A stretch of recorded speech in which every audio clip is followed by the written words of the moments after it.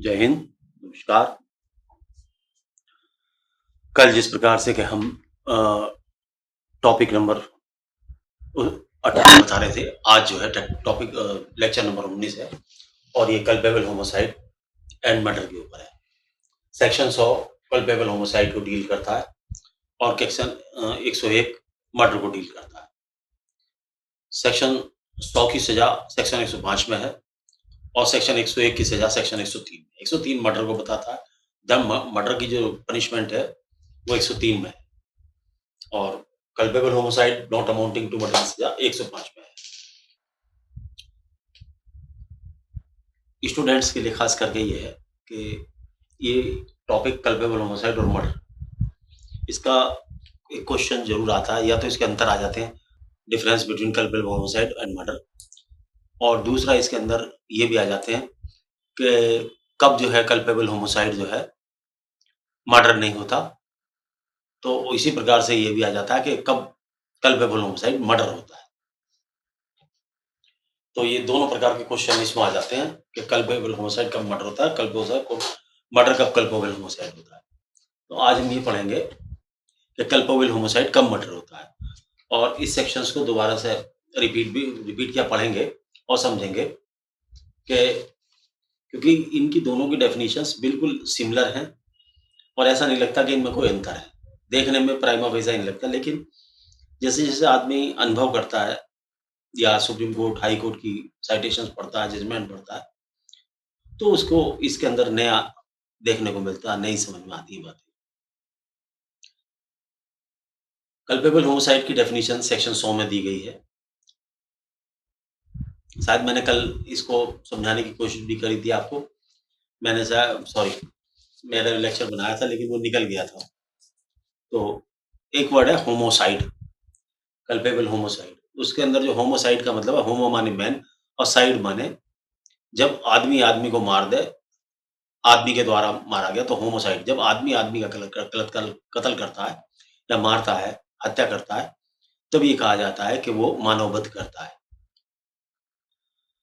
तो मानववध को मैंने ये भी एक्सप्लेन किया था कि मानववध कितने मानववध कौन कौन से उसमें है, एक्सक्यूजेबल है, नॉन एक्सक्यूजेबल है, ये भी मैंने आपको बताया था। तो उसमें डिफरेंट डिफरेंट डेफिनेशंस बताई गई थी कि मानववध कब एक्सक्यूजेबल है, कब नॉन एक्सक्यूजेबल है। एक्सक्यूजेबल मानववध जो है और जस्टिफेबल में तो ऐसे समझो, एक्सक्यूजेबल तो ये है कि जैसे एक्सीडेंट है, आदमी तो वहां भी मरता है, लेकिन हम उसको ये नहीं कह सकते कि उसमें इंटेंशन है, तो वो उसको एक्सक्यूजेबल है, उसको दूसरे सेक्शन में रखा जाता है। या जैसे कोई डॉक्टर किसी का इलाज करता है गुड फेथ में और उसमें वो व्यक्ति मर जाता है उसके बाद भी, तो वो भी एक्सक्यूजेबल में आता है क्योंकि उसकी इंटेंशन नहीं होती मारने की, तो ये एक्सक्यूजेबल, मरता आदमी इसमें भी है। दूसरा जस्टिफेबल ये है, अगर किसी ने, जज साहब ने फांसी की सजा दी है या कोई जज साहब गलती से सजा दे जाते हैं लेकिन गुड फेथ में देते हैं, तो ये सारे के सारे जो कन्विक्शन है ये जस्टिफेबल है। या कोई आदमी सोचता है कि मेरी ये जिम्मेदारी है और वो काम कर देता है, लेकिन वो आगे बढ़ जाता है उस राइट से, तो वो जस्टिफेबल है। और मान लो एक आदमी है जिसको ये पता है कि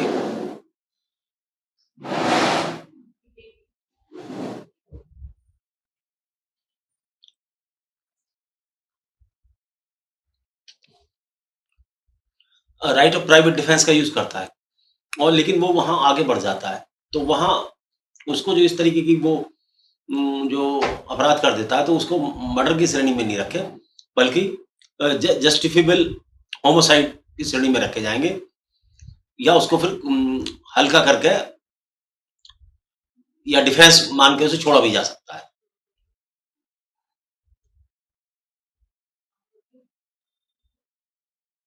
तो कल मैं ये पहले टॉपिक में बता चुका हूँ, लेकिन सिर्फ रिपीटेशन था ताकि आपकी नॉलेज में आए। अब हम जो सारा डिस्कस करते हैं, अब इसको करते हैं कि मर्डर का क्या है, क्योंकि आज ये टॉपिक का इसका तीसरा दिन है, तो ये हमें जरूरी समझना चाहिए क्या है। इसको मर्डर को समझ लें।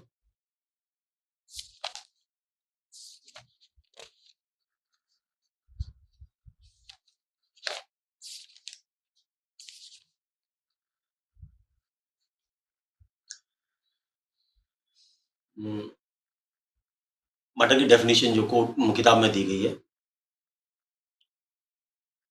कल्पेबल होमिसाइड इज मर्डर, अर्थात कल्पेबल होमिसाइड मानव वध जो है वही मर्डर है। ये पहली पंक्ति है इसकी।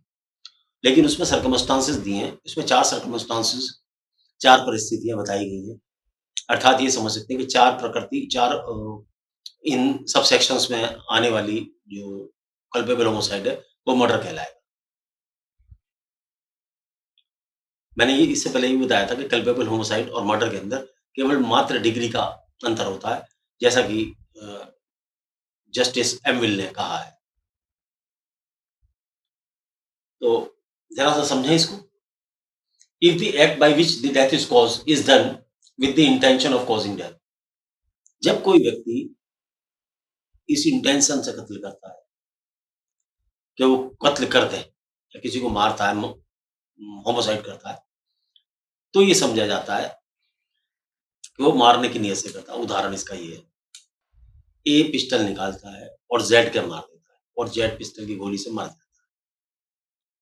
तो यहाँ ये कहा जाएगा कि जेड की इंटेंशन ही मारने की थी, क्योंकि पिस्टल अपने आप में इतनी खतरनाक चीज है कि इससे अगर गोली चले जाएगी तो 100% चांसेस है कि आदमी मरे ही मरे। तो इसकी डेफिनेशन भी दी, if the act which the death is caused is done with the intention of causing death, जब इंटेंशन ऑफ कॉजिंग डेथ की उद्देश्य से ही अपराध किया जाए तब वो है। तो अब यहाँ कल्पेबल होमिसाइड में भी बिल्कुल यही है, whoever cause death by doing an act with the intention of causing death, बिल्कुल डेफिनेशन में कोई अंतर नहीं है इसमें।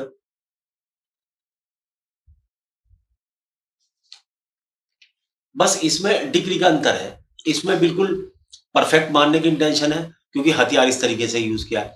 वहां क्या है कि हथियार जैसे डंडा यूज कर लिया है जिससे मौत नहीं हो सकती। यहाँ क्या है कि ये पिस्टल यूज की गई है, तो ये भी देखना है कि क्या चीज यूज की गई है। तो इसलिए कल्पेबल होमिसाइड में बिल्कुल इंटेंशन परफेक्ट होती है, अर्थात सर्टेनिटी होती है कि मौत हो जाएगी, और मारने वाले को ये पता होता है और नॉलेज होती है उसको कि, और इंटेंशन उसकी होती है। ये इंपॉर्टेंट है। देखिए, एक सेक्शन और है, कभी जब इंडियन एविडेंस एक्ट पढ़ाएंगे आपको, मेंस या मोटिव, मेंस एंड मोटिव। जब आदमी का मोटिव होता है किसी को मारना, वो भी मर्डर वगैरह के केस में एक पार्ट प्ले करता है, और खास करके कॉन्स्पिरेसी के केसेस में मोटिव बहुत इंपॉर्टेंट होता है जहां डायरेक्ट एविडेंस नहीं होते। तो आपने समझा कल्पेबल होमिसाइड का फर्स्ट सेक्शन, फर्स्ट पार्ट समझा आपने। If the act by which the death is caused is done with the intention of causing death, यहां आदमी सर्टेन होता है, हथियार ऐसा इस्तेमाल करता है जिससे मौत होने की पॉसिबिलिटी लगभग पूरी होती है, तब ये कहा जाता है कि वो कल्पेबल होमिसाइड नहीं करता बल्कि मर्डर करता है। अब इसका सेकंड पोर्शन आता है, if the act by which the death is caused is done with the intention of causing death, causing such bodily injury as to offender. देखिए यहां थोड़ा पॉज दें अपने पढ़ते बगैर, और यहां वर्ड लिखा नोज, लेकिन जब कल्पेबल होमिसाइड की डेफिनेशन में देखेंगे तो नोज वर्ड नहीं, knows to be likely to cause the death, ये जानता है कि मौत हो सकती है, मौत हो सकती है, likely to cause the death of a person to whom the harm is caused.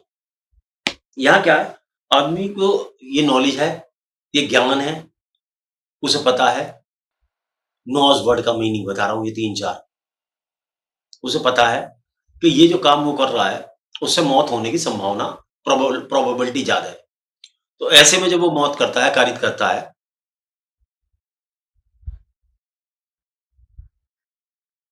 तब वो अर्थात नॉलेज के तहत जब करता है तो ये कहा जाता है कि मौत कारित करता है। सब उदाहरण देता हूं आपको। एक आदमी को घूंसा मारता है, जो आदमी सामान्य है, जो आदमी अच्छी हेल्थ का है, तो वो तो उस इंजरी से नहीं मरता, लेकिन वही घूसा यदि किसी ऐसे रोगी के मारा जाए, जिसको पेट में कोई पहले से बीमारी है, बुजुर्ग है या बच्चा है, तो वो तो उस चोट को नहीं सह सकता और मारने वाले को पता है कि इसको ये बीमारी है। वो उसके बाद भी उसके वो घूसा मारता है ऐसा। तब ये माना जाएगा कि उसको पता था, नॉलेज थी, नोज़ था उसे कि ये आदमी पेट की बीमारी से ग्रस्त है और अगर ऐसे में उस आदमी का घूसा मारता है या बच्चे का घूसा मारता है या बुजुर्ग का घूसा मारता है और वो मर जाता है, तो ये मर्डर के केस में आएगा। कारण क्या? ये घूसा यदि किसी सही आदमी का मारा जाए तो वो नहीं मरेगा। या इस नोज़ वर्ड को समझाने की कोशिश कर रहा हूँ आपको मैं। यही घूसा यदि किसी सबल आदमी के, मजबूत लड़के के मारा जाए तो नहीं मरेगा उससे वो। लेकिन यही घूसा जब बच्चे के, बुजुर्ग के, बीमार के मारा जाए और ये पता हो कि ये बीमार है या ये दिख रहा है कि बच्चा है या ये दिख रहा है कि बुजुर्ग है, तब ये समझा जाएगा कि उसने मर्डर किया। ये उदाहरण है आपको, जिस उदाहरण से मैं आपको क्लियर कर रहा हूँ। नेक्स्ट है, if the act by which the death is caused is done with the intention of causing bodily injury to any person with bodily injury intention intended to be inflicted is sufficient to ordinary course of nature to cause the death। अब देखिए यहां जो word use किया है legislation ने, sufficient in the ordinary course of nature,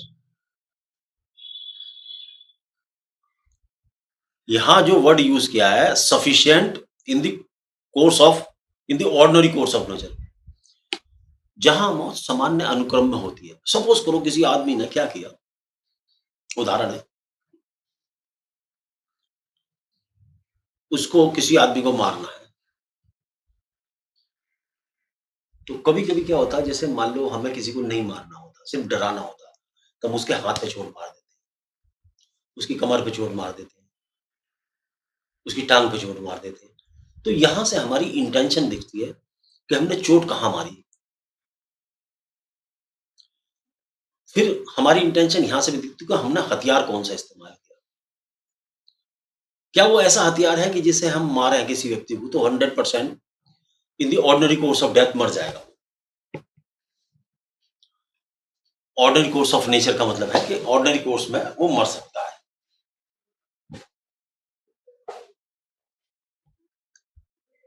उदाहरण के तौर पर समझाता हूँ आपको। एक आदमी बकरे काटने का चाकू, एक आदमी बकरे काटने वाला जो मीट कटर होता है, लड़ाई होती है उसकी उससे पहले से, और वो आता है उसके और वो वही वाला जो मीट काटने वाला चाकू है या उसके मार देता है गले पे या तलवार मार देता है। तो देखो कुछ होते हैं वाइटल पार्ट्स, जैसे हेड, हार्ट, स्टोमक। तो यहाँ वो उसके गले पे चाकू मारता है, तो गला क्या है, वाइटल पार्ट है और उस पर वो मीट काटने वाले चाकू से वार करता है। छोटे चाकू से वार करे गले पे तो भी फैटल ही है, लेकिन मीट काटने वाले चाकू से जो अपने आप में वजनदार होता है और मारने में किसी व्यक्ति को समर्थवान होता है। ऐसी तलवार, यदि तलवार से वार करता है तो तलवार भी अपने आप में एक डेंजरस वेपन है, अर्थात तलवार से भी आदमी की मौत हो सकती है। तो जो वो ऐसा काम करता है तलवार जैसी चीज से, अर्थात जो इनसे sufficient in the ordinary course of nature में आदमी मर जाएगा इनकी इंजरी से, तो वो कहा जाता है कि वो हत्या करता है। तब वो ये कहा जाता है कि कल्पेबल होमिसाइड नहीं करता, मर्डर करता है। तो देखिए मर्डर के केस में ये भी देखना होता है कि उसने बॉडी का पार्ट्स कौन सा सेलेक्ट किया है, ये भी डाइल्यूट करता है, ये भी डाइल्यूट कर देता है ऑफेंस को। यदि उसने कमर पे चोट मारी है तो नहीं होगा, मौत की संभावना नहीं है उससे। हथियार की नेचर भी 302 के अंदर देखी जाएगी। तो क्योंकि तलवार अपने आप में ऐसी चीज है जो आदमी को मार सकती है, तो ये भी चीजें एक जुडिशियल ऑफिसर अपनी नजर में रखते हैं, जजमेंट देते हैं। अब जरा सा एक और आते हैं, साइटेशन से साइटेड करता हूं आपको। आप अगर किताबों में ये साइटेशन वगैरह साइट करें, तो भी अच्छा रहता है। साइटेशंस वगैरह किताबों में साइट करें, तो बहुत अच्छा रहता है। If the person committing the act by which the death is caused knows that it is so imminent dangerous, जानता है कि वो इतना खतरनाक कार्य करने जा रहा है और सावधानी नहीं बरतता है, dangerous, that it must in all probabilities, degree को देखिए, इन ऑल प्रोबेबिलिटी, एक तो होता प्रोबेबिलिटी और इन ऑल प्रोबेबिलिटी, तो यहां ऑल वर्ड बढ़ने से क्या हो, इन ऑल प्रोबेबिलिटी, पुख्ता 100% का मामला होने वाला है।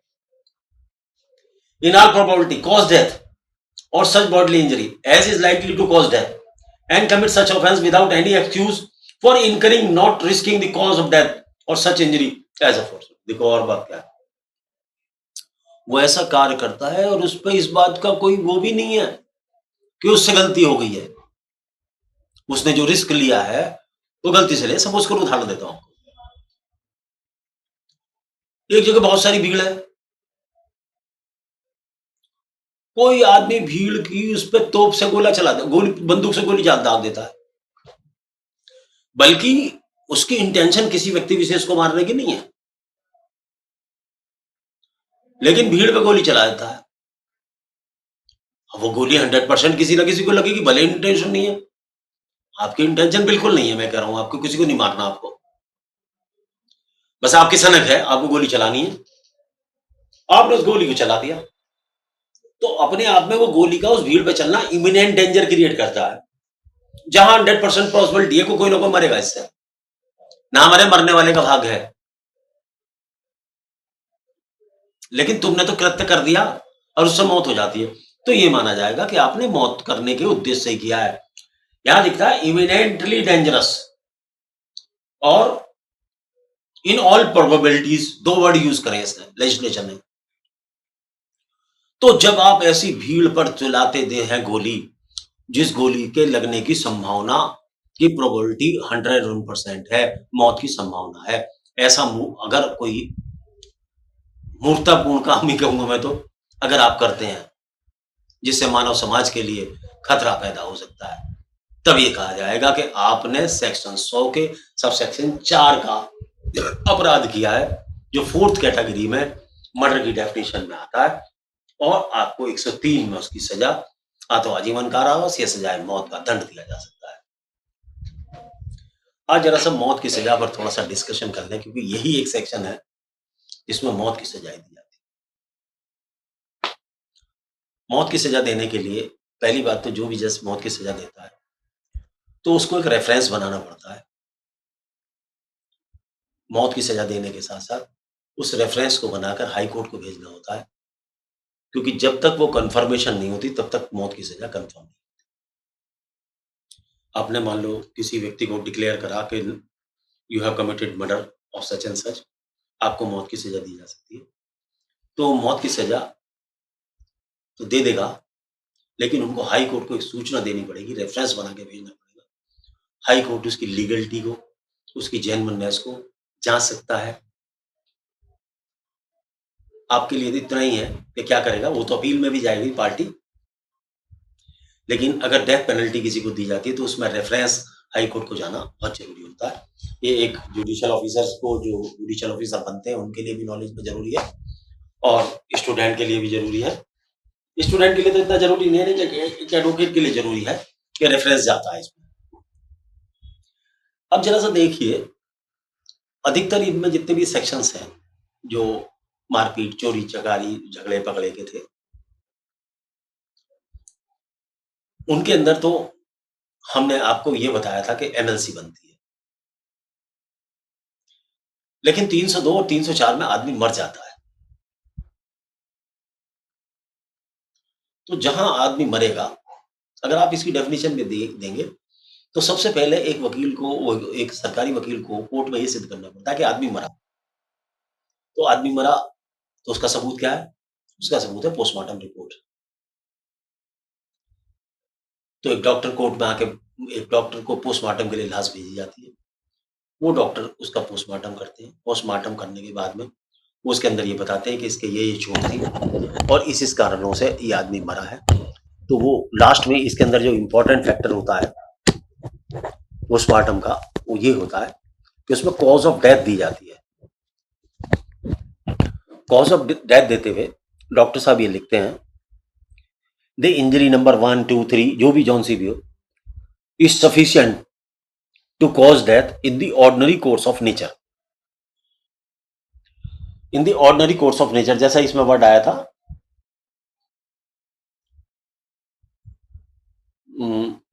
101 के सबसेक्शन सी में, इन तो डॉक्टर साहब ये लिखते हैं कि भाई ये जो चोट थी, जब तक देखो डॉक्टर साहब ये नहीं कहना कि ये चोट हत्या के काबिल थी, तब तक नहीं बात बनेगा। इन दी ऑर्डिनरी कोर्स ऑफ नेचर लिखेंगे तो ये माना जाएगा कि हाँ मर्डर की ओर ही इंडिकेट कर रहे हैं। और एक इन दी ऑर्डिनरी कोर्स, अर्थात सीधी सी बात है डॉक्टर की ओपिनियन कि ये इंजरीज मौत के लिए सफिशिएंट थी। दूसरा ये कभी कभी एक केस होता है जिसमें आदमी सुसाइड करता है, तो सुसाइड में गले पे निशान आते हैं। तो देखिए जब आदमी अपने आप आत्महत्या करता है तो निशान ऐसे होते हैं, अंडाकार होते हैं, जैसे ये आदमी की गर्दन है और उसने यूं डाल, ये ऐसे ले लीजिए, डंडा है, इसको आदमी गर्दन समझिए। आदमी उसको अपने आप फंदा लगाता है तो क्या निशान ऐसे आएंगे, देखिए आगे से तो गले के जो पोर्शन पे ये तो ऐसे आएंगे, यहाँ पे ऐसे मान लो रस्सी है जैसे यूं आएंगे, लेकिन कान के ऊपर को जाते हुए होंगे।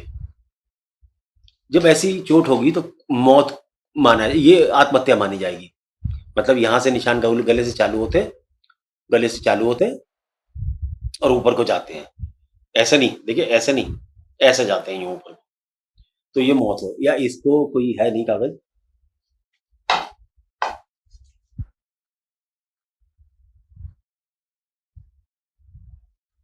सपोज करो ये फंदा है, जब निशान ऐसे जाएंगे, देखिए ऐसे ऊपर को, यहां गले पे निशान आएंगे जो रुमाल के आगे के साथ, और पीछे के रस्सी के निशान जो कान पे हो जाएंगे, तो ये आत्महत्या के निशान होते हैं। लेकिन डॉक्टर्स अगर वो आत्महत्या नहीं है बल्कि और भी चीज है, तो फेफड़ों के अंदर जो खून वून रुकता है उससे भी ये बताते कि ये सुसाइडल इंजरी है या होमोसाइडल है। होमोसाइडल का ये होता है कि जब मानव के द्वारा मानव की हत्या की, ये तो होमोसाइडल है। सुसाइडल इंजरी वो होती है जो आदमी अपने आप करता है। लेकिन जब इंजरी के निशान इस तरीके से हैं, मान लो कोई किसी का गला घोटता है तो निशान ऐसे सीधे आएंगे, ये ऊपर को नहीं जाएंगे बल्कि सीधे आएंगे, तब ये माना जाता है कि इसने होमोसाइडल इंजरी कॉज की है। तो ये मर्डर में और सुसाइड के पोस्टमार्टम रिपोर्ट को देखने का एक तरीका बता रहा हूं आपको। इसके अंदर एक बात और इंपॉर्टेंट होती है, अगर पोस्टमार्टम रिपोर्ट को देखेंगे तो उसमें सारे अंग दिखाए जाते हैं कि लीवर क्या है, पेट क्या है, छोटी आंत क्या है, बड़ी आंत क्या है, छोटी आंत में कितना खाना पड़ा था, बड़ी आंत में कितना खाना पड़ा था। इन चीजों से ड्यूरेशन ऑफ डेथ लगाया जाता है कि खाना खाने के बाद कितनी देर के बाद मरा। रात का मान लो वाका है तो रात के कितने देर खाना खाने के बाद मौत हुई है। इन सब का लिंक गवाहों के बयानों से जोड़ा जाता है। एक तो ये बात पोस्टमार्टम रिपोर्ट की हुई। पोस्टमार्टम रिपोर्ट का एक पहलू और होता है, वो एमएलसी का भी होता है, पोस्टमार्टम रिपोर्ट का। वो इंजरीज के बारे में बताते हैं कि इंजरी इधर से निकली और उधर को आई, इंजरी इधर से निकली इधर से आई। कभी कभी क्या होता है कि शरीर के, जब डॉक्टर पोस्टमार्टम करता है तो बॉडी के अंदर से गोली निकलती है, उस गोली को निकाल के वो पिस्टल जो मुलजिम से बरामद हुई है, उस गोली को और उस पिस्टल को फॉरेंसिक लैब भेजा जाता है। एक लैब होती है जिसमें साइंटिस्ट बैठते हैं और या कह सकते हैं बैलिस्टिक एक्सपर्ट बैठते हैं।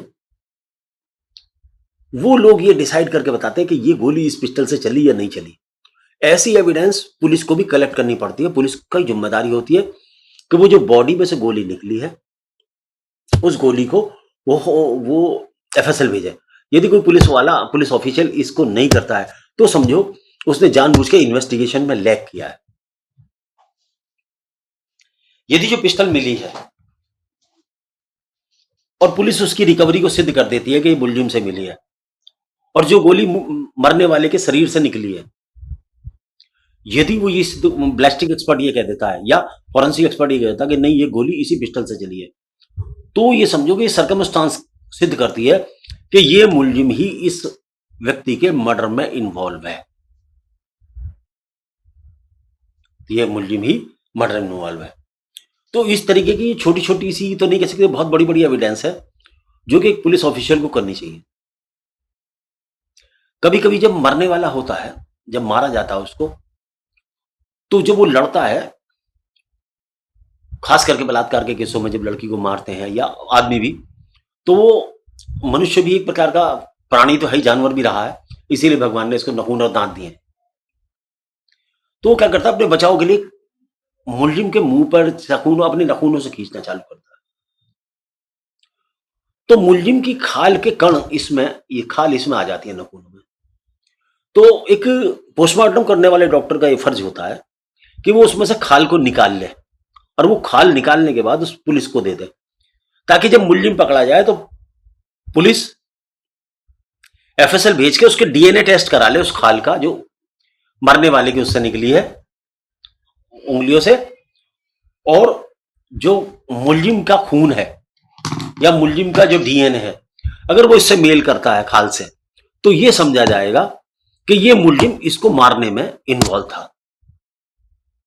तो पोस्टमार्टम 302 और 302 नहीं कहूंगा, इसमें 103 और 105 के केस में बहुत वाइटल, और स्पेशली रेप विद मर्डर में बहुत वाइटल पार्ट प्ले करता है। इस पर कभी मैं स्पेशल एक टॉपिक बनाऊंगा पोस्टमार्टम रिपोर्ट पे, नहीं तो बहुत लंबा टॉपिक हो जाएगा। तो पोस्टमार्टम रिपोर्ट कई एंगल्स है आपको बेनिफिशियली होती है। देखिए, नखून से रिकॉर्ड देती है, शरीर से निकले वाली बुलेट से निशान देती है। हाँ, एक और देखिए, जब गोली चलाई जाती है तो गोली या तो पास से चलाई जाती है, दूर से चलाई जाती है।